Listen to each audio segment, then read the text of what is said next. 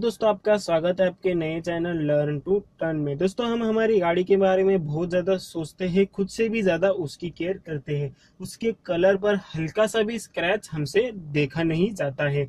हम उसके हर एक पार्ट की केयर करते हैं, उसका म्यूजिक सिस्टम, उसकी हेडलाइट, उसके सीट, उसकी विंडशील्ड, उसकी AC, mileage, handling, pickup, high speed, ऐसी उसकी हर एक बातों पर हमारा ध्यान रहता है। लेकिन एक चीज हमसे मोस्टली अनदेखी हो जाती है और बहुत सारे लोग तो उसके बारे में सोचते ही नहीं है, जो कि है हमारे कार्स के टायर्स, जिसके बिना ना हमारी गाड़ी खड़ी रह सकती है, ना ठीक से हैंडल हो सकती है, ठीक से पिकअप ले सकती है और ना ठीक से ब्रेकिंग कर सकती है। तो इसीलिए बाकी चीजों के साथ साथ टायर की भी उतनी ही केयर करना जरूरी होता है। लोग कहते हैं कि समर में टायर्स फटते हैं, लेकिन वो गलत है। अगर आपने आपके टायर्स के ऊपर ध्यान नहीं दिया, उसकी स्पीड लिमिट, उसकी लोडिंग कैपेसिटी, उसके ऊपर जाकर उसे यूज किया टायर को, तो वो किसी भी सीजन में फट सकते हैं। अगर आपकी टायर की ट्रेड खत्म हो गई हो, उसकी लाइफ खत्म हो गई हो, तो आपको वो टायर्स बदल लेने चाहिए। अगर आपने आपके टायर्स 40,000 या फिर 45,000 से ज्यादा चला लिए हैं, तो आपको वो टायर्स बदलना जरूरी ही है। अगर आप उसके बाद भी वो टायर्स यूज कर रहे हो, तो ना वो टायर्स आपको ठीक से ग्रिपिंग देगा और ना ठीक से हैंडलिंग देगा। जो गाड़ी सेम स्पीड में 2 मीटर पर रुकनी चाहिए ब्रेक मारने के बाद, वो गाड़ी 6 मीटर पर जाकर रुकेगी। इसीलिए हमें सही वक्त पर टायर चेंज करना जरूरी होता है। अगर आप चारों टायर एक साथ नहीं चेंज कर पा रहे हो, तो आप पहले फ्रंट वाले 2 टायर चेंज कर लीजिए, खास कर गर्मी में अच्छी हैंडलिंग के लिए और अच्छे ग्रिप पाने के लिए।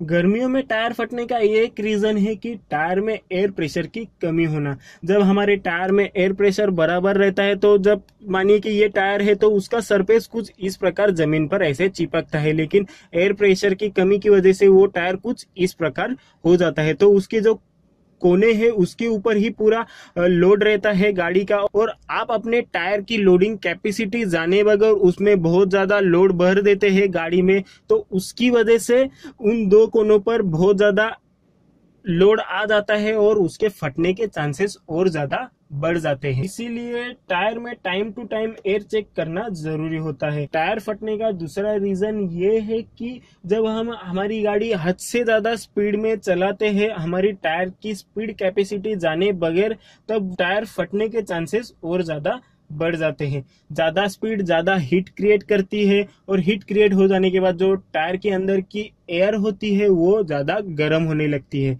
और जो ठंडी एयर है उसकी वो जगह लेने लगती है। जब टायर के अंदर की पूरी एयर गर्म हो जाती है, तो वो एयर और बढ़ने की कोशिश करती है और वो बाहर निकलने की जगह ढूंढने लगती है। तो उसकी वजह से टायर फटने के चांसेस और ज्यादा बढ़ जाते हैं। इसीलिए किसी भी स्पीड पर चलाने से पहले कंफर्म कर लीजिए कि आपका टायर उतनी स्पीड सह सकता है या फिर नहीं।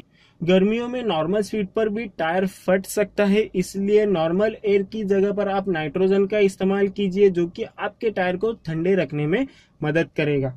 इसीलिए दोस्तों, टायर भी हमें रेगुलर बेसिस पर चेक करना है। उसके एयर प्रेशर के साथ साथ उसके ऊपर के कट्स, मार्क, पंक्चर, ऐसे हमें रेगुलरली चेक करते रहने हैं। और पर्टिकुलर टाइम के बाद हमें व्हील बैलेंसिंग भी करते रहना है अच्छे कंट्रोल के लिए। व्हील बैलेंसिंग के बाद हमें वेट सरफेस, माने कि रेनी सीजन में हमारी गाड़ी का अच्छा कंट्रोल मिलता है। अगर आप व्हील अलाइनमेंट भी करवाते हो, तो आपकी टायर्स की जो लाइफ है वो बढ़ जाती है। अगर आपको टायर चेंज करने हैं, तो सब टायर आप एक ही ब्रांड के, एक ही ट्रेड के लगाइए, क्योंकि अलग टायर अलग ग्रिपिंग करता है। इसकी वजह से आपको हैंडलिंग में दिक्कत हो सकती है।